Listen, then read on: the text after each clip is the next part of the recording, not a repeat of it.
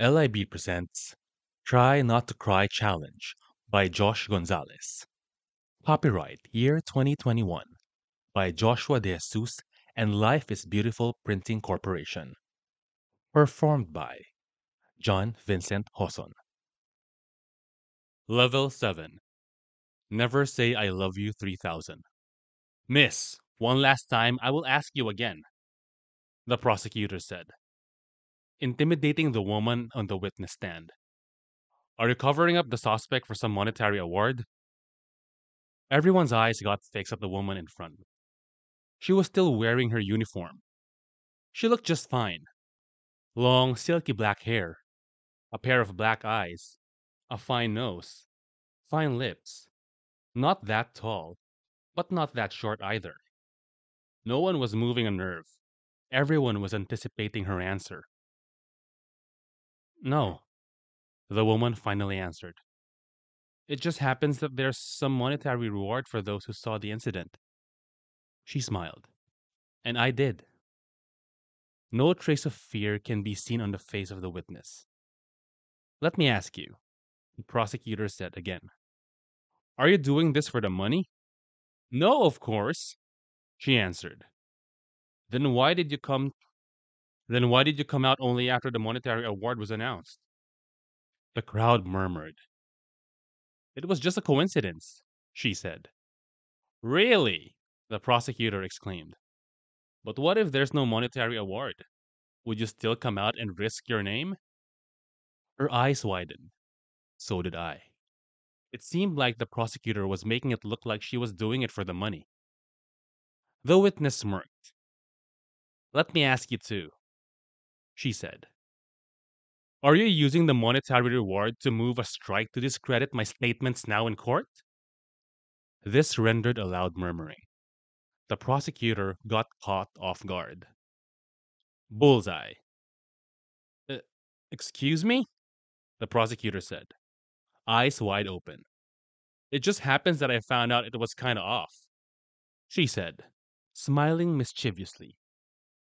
You are using the monetary reward to make it look like my statements are monetarily sponsored when in fact, it was your side who released the monetary reward for those who could testify. Murmuring again.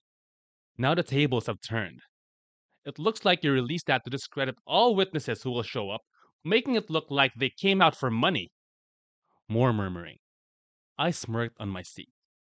I order you to answer only the questions I ask. The prosecutor snapped, trying to suppress the now dark agenda they had. Are you, perhaps, an accomplice of the accused? Section 17, Article 3 of the 1987 Constitution says, no person shall be compelled to be a witness against himself. The witness said and smiled. I invoke my rights against self incrimination. Request granted, the judge said. Prosecution, change the question. I smirked. That's my girl. Tell us what happened that night. Well, she began. I was on my way home that night. It was exactly 10:04. I wanted to send a message to my boyfriend, and as I was composing it, I heard some disturbing noises. As I turned left at the corner of Padre Faura, with a 7-Eleven store on the right, the red traffic light on before me, the subway store to the left, and right beside a black car was someone being beaten up. People are confused. I smiled. The one being beaten up was wearing a black sweater and black pants, Nike sneakers, and he was bleeding to death. The one throwing punches was wearing a white t shirt, a striped jacket, and sneaker as well. The one being beaten up fought back and it turned things upside down. He almost killed the one who was beating him up until I went to the rescue, and that was when the police arrived. Wow, the prosecutor said. Everything is so detailed. Even the time, the color, the description of the place, everything is so clearly detailed. He faced the judge. Your Honor, I would like to further expand the witness' role in this case. Her statements seem so scripted, and the overly detailed descriptions are the evidence. I would like to move a strike on her as of this moment. There's no need for that, Your Honor. the defender said as he stood up. Her statement was not scripted. How can you say so? The prosecutor said. We all know court statements as clear as that may significantly be inconsistent in further hearing. That won't happen, Your Honor, the defender said. The witness has an ability to remember all the things she saw. This rendered murmuring. Well, what do you mean? The prosecutor asked, flabbergasted.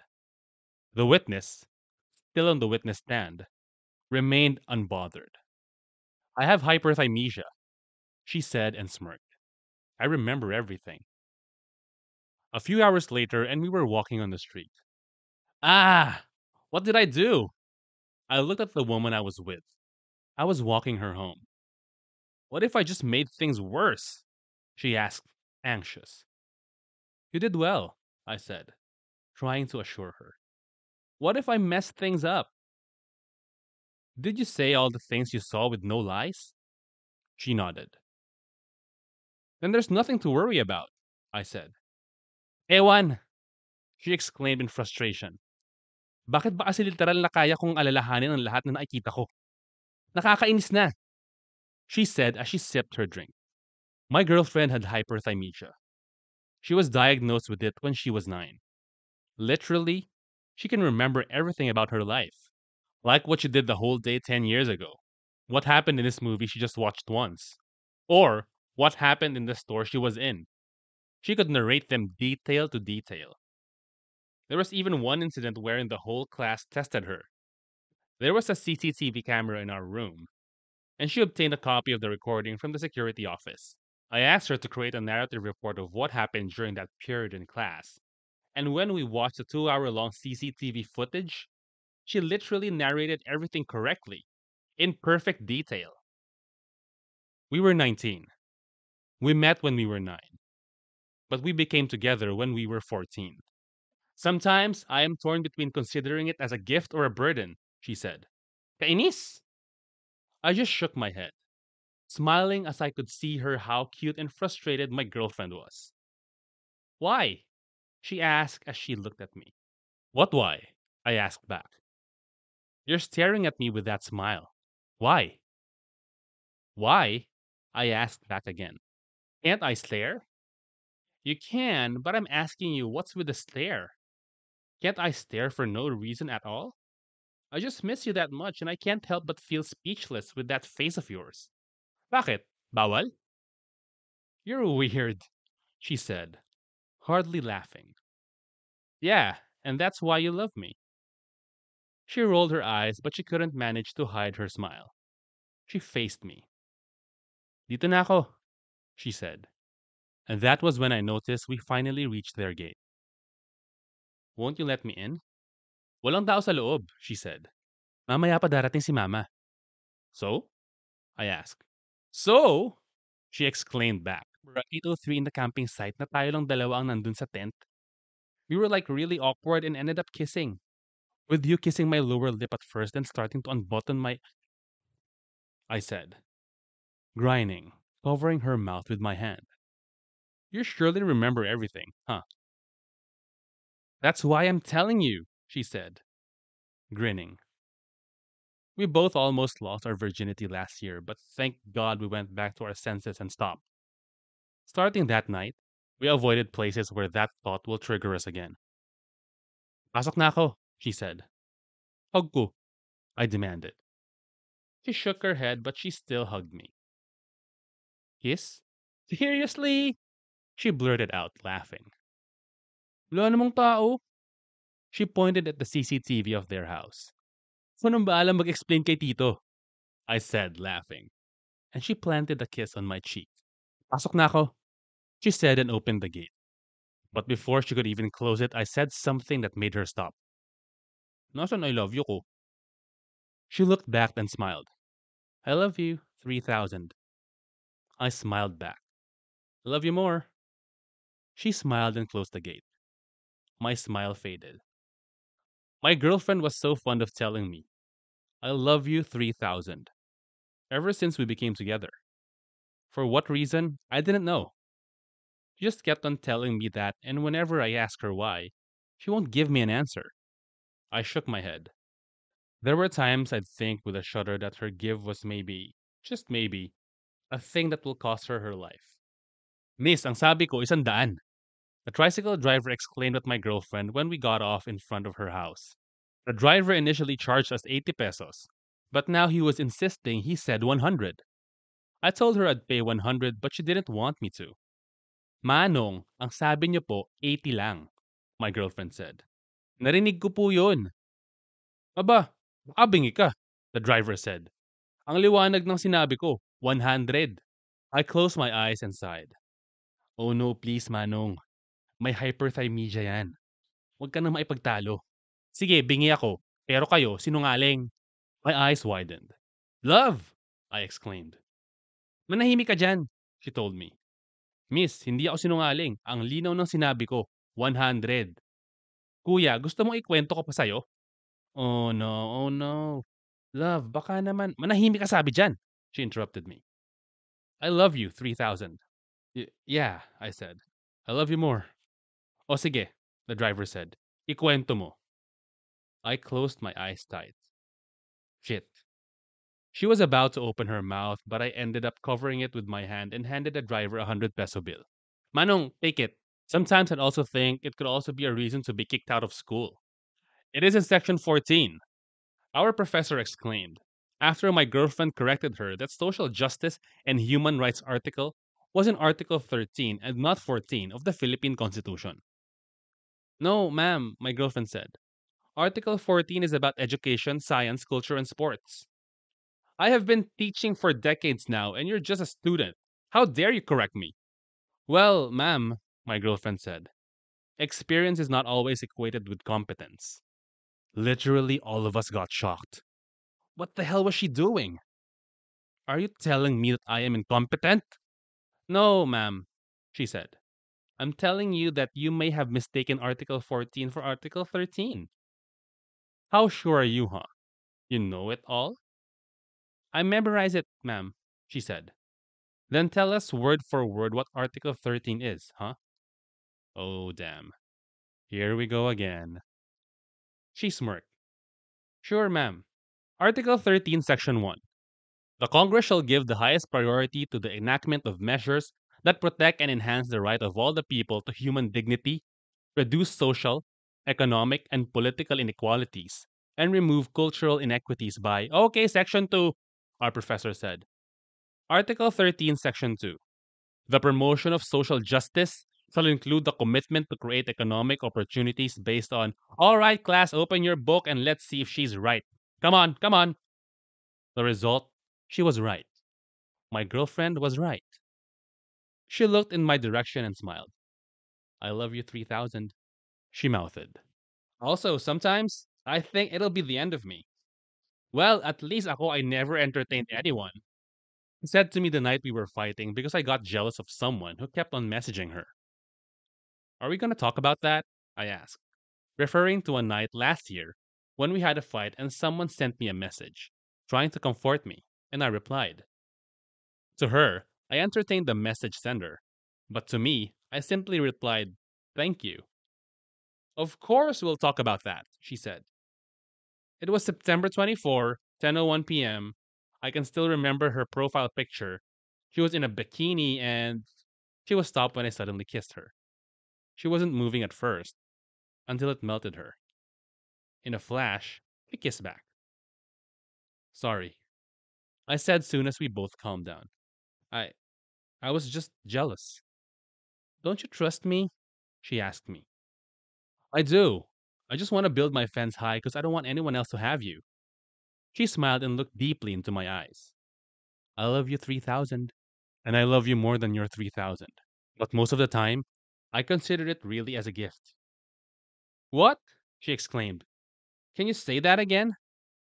What? I asked, confused. The thing you just said. That we became together one rainy night? One rainy night? She exclaimed. Why? I asked her. Didn't we? We became together in school, inside a girl's restroom cubicle. My eyes widened when everyone inside the canteen literally looked at us. Shit, they might think we did something inside. Baby, I asked awkwardly, "C- can you at least. What? She exclaimed. Just calm down, okay? I said.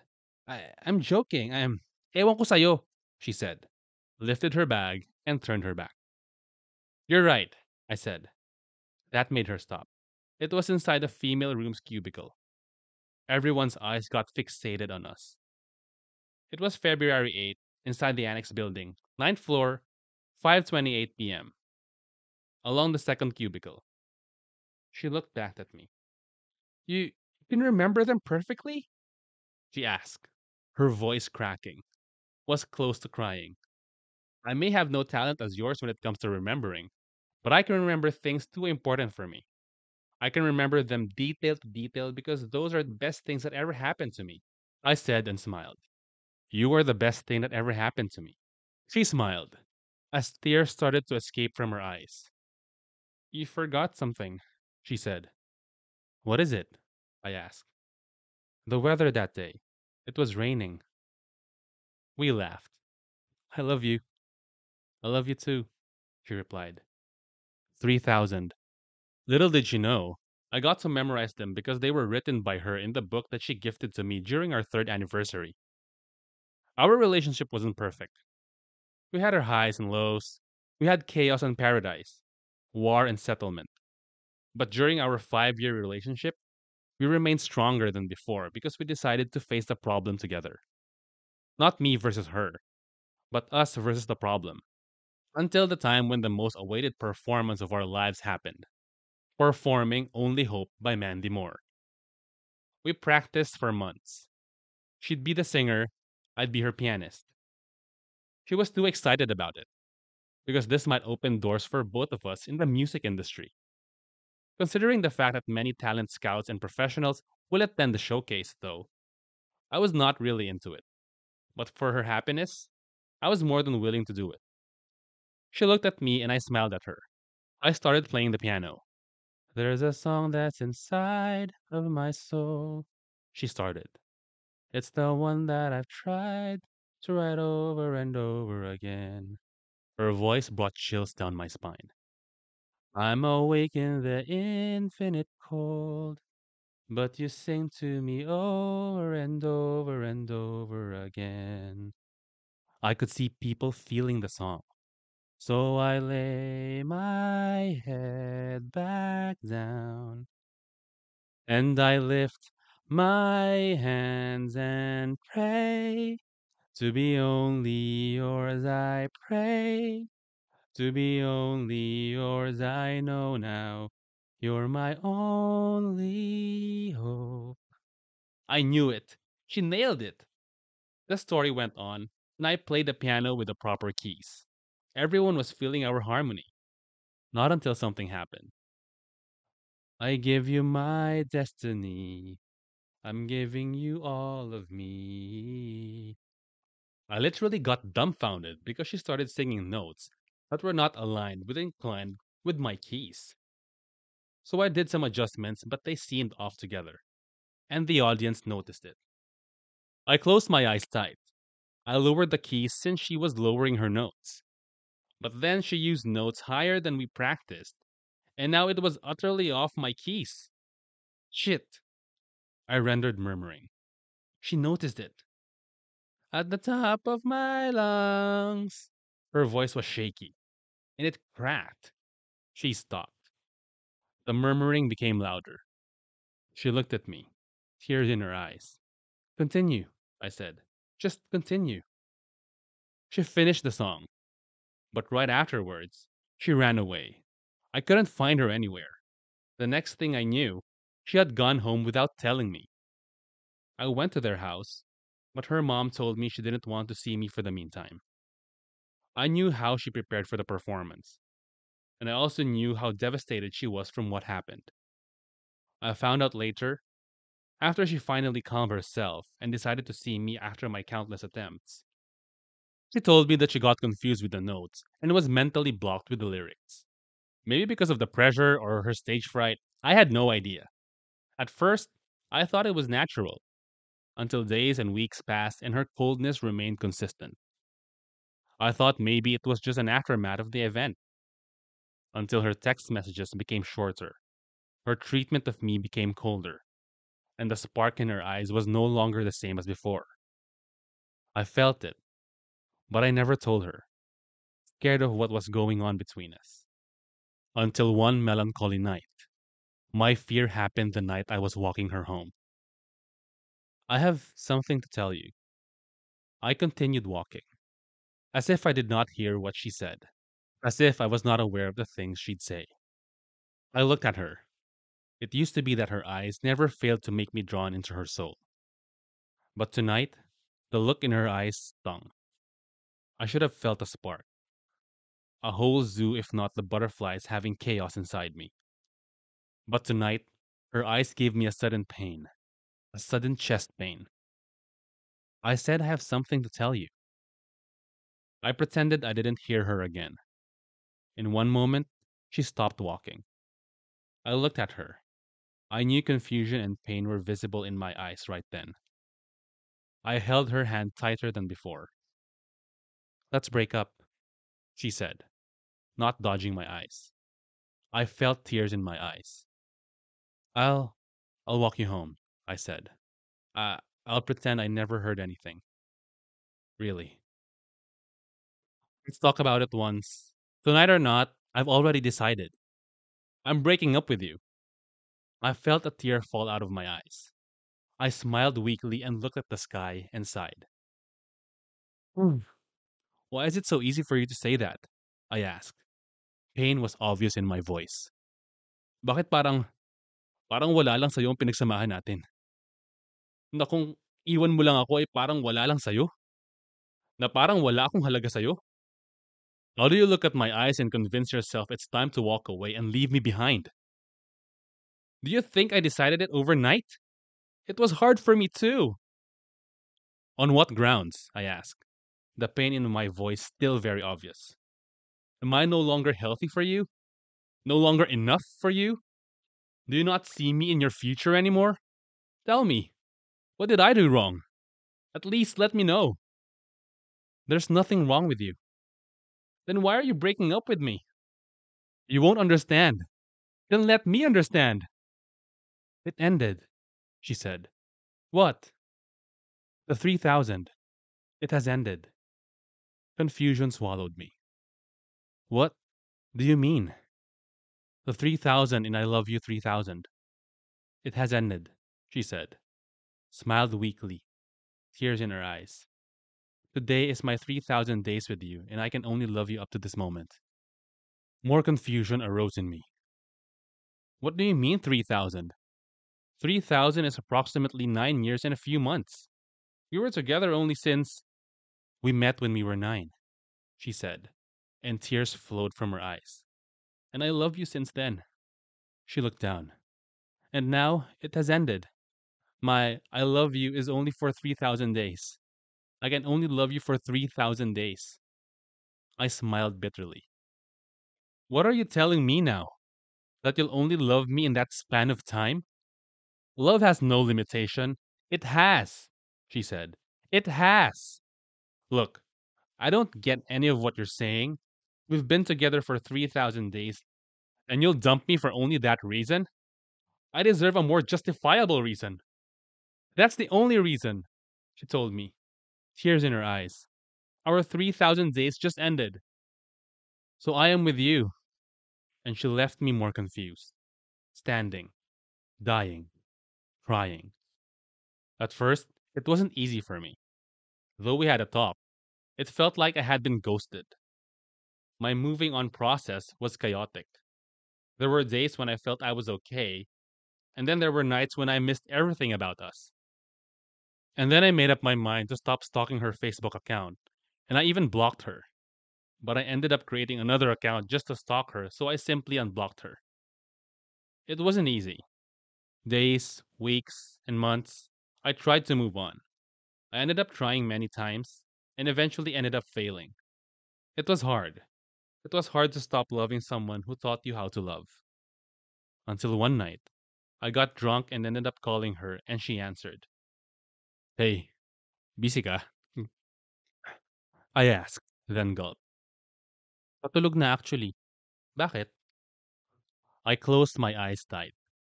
I almost cried hearing the voice that I had missed so much. Ah, sige. Tulog ka na. Sensya sa abala. Ano palang itatanong mo? She asked, shrugging off what I had just said. Tanong ko lang kung nung naging tayo ba, naging enough ba ako? You were more than enough, she timidly answered. So bakit mo ako iniwan? Yun na naman ba ang pag-uusapan natin? Akala ko ba may closure na? Akala ko ba okay na tayo? Akala ko rin eh. Pero masakit pa rin pala. Pasensya na kung minahal kita at kung namimiss kita. Di ko rin mapigilan eh. Lasing ka ba? She asked. Nakainom lang ng konti. Nakauwi ka na ba? Baka mapaano ka niyan. Kung saan-saan ka pa naman natutulog pag lasing ka. Di nga ako lasing. Kahit na, umuwi ka na. Wala na ako sa buhay mo para alagaan ka. Stop showing your concern for me, please. Baka habul-habulin na naman kita. Tutulog na ako. Matulog ka na rin. Pinakinggan ko yung playlist natin, I said. Ikaw at ikaw pa rin ang naaalala ko. Sabi ko sa sarili ko, ikaw yung paborito kong kanta na hindi ko na kinakanta. Pero kabisado ko pa. You're just tormenting yourself, she said. Wala na ba talaga tayo? Kasi hanggang ngayon, hindi ko pa rin siya ma-absorb. Ang hirap.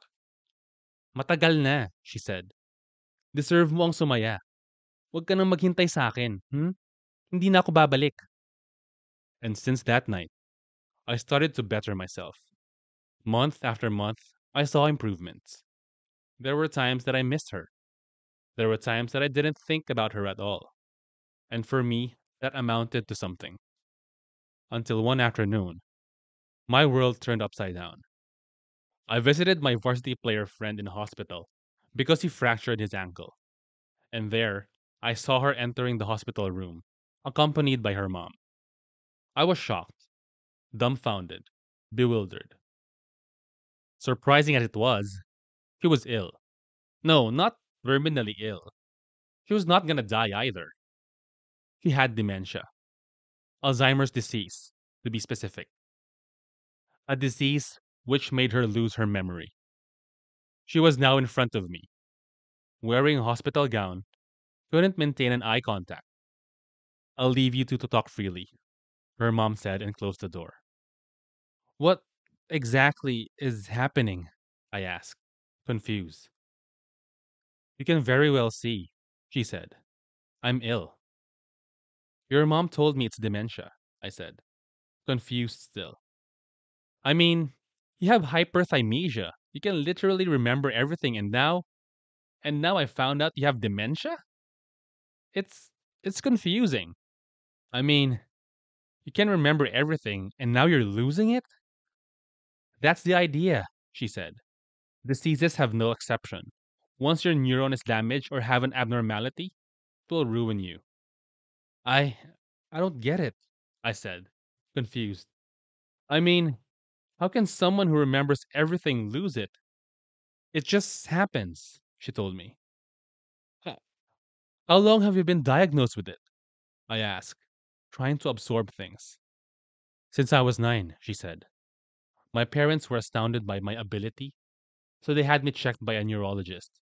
They confirmed I have the ability, but at the same time, the disease, a dementia that will occur later on in my life.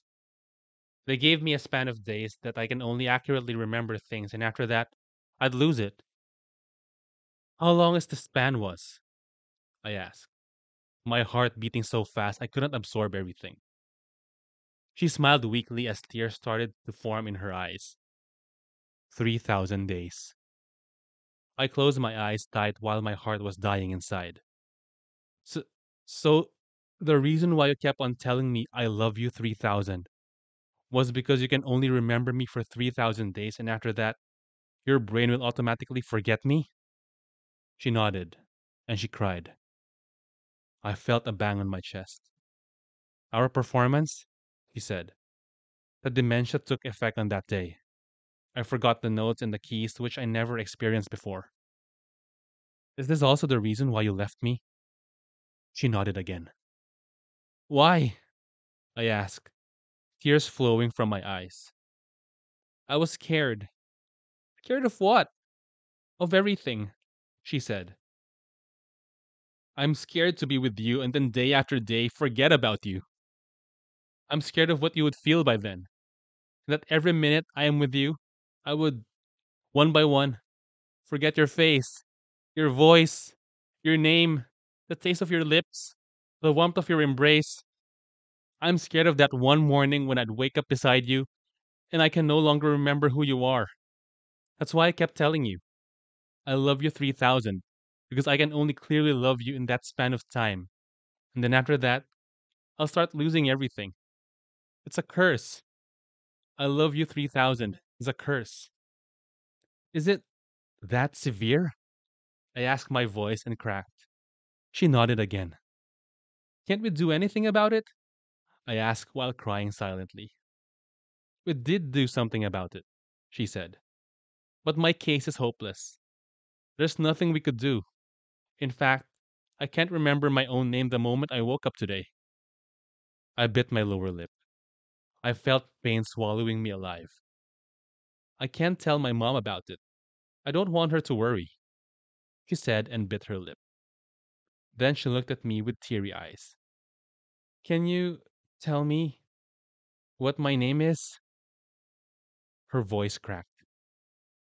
Tears fell from my eyes. I have been trying to recall it, but nothing's coming into my mind. It's hard, she added and smiled painfully. I told her her name and she kept on repeating it to herself. The sight of her being like that, it murdered me alive. Love, she said, looking at me. I'm scared. I might not remember you any time now. I don't know what I will do after that. Once you forget me, I'll make you fall in love with me again, I said, and held her hand. But can you promise me one thing? Sure, she said. Her voice cracked. Once you forget me, forget my name, my smile, and the sound of my laughter. If you forget me, forget how my touch feels, how you feel the warmth of my embrace, and how our skin resembles an eclipse whenever they collide. If you'll forget me, forget my voice, my facial expressions, the sounds I make, the spark in my eyes every time I dive into your soul. If you'll forget me, forget my moles, my marks, and how our hands battled friction whenever they made contact, as if your hands are created only for me to hold.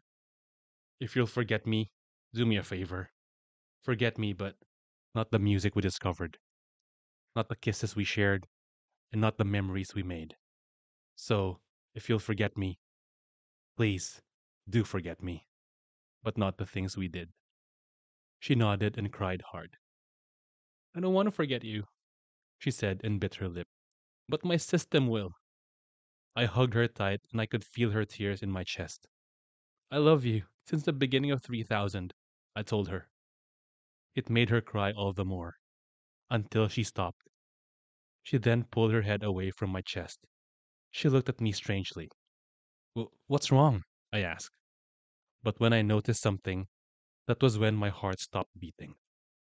Her eyes didn't spark the same way anymore. She looked around, uneasy and uncomfortable. Where's mom? She asked. And when she looked directly in my eyes, she was alarmed. Her eyes widened. I was about to open my mouth, but the next thing she said finally killed me. Who are you?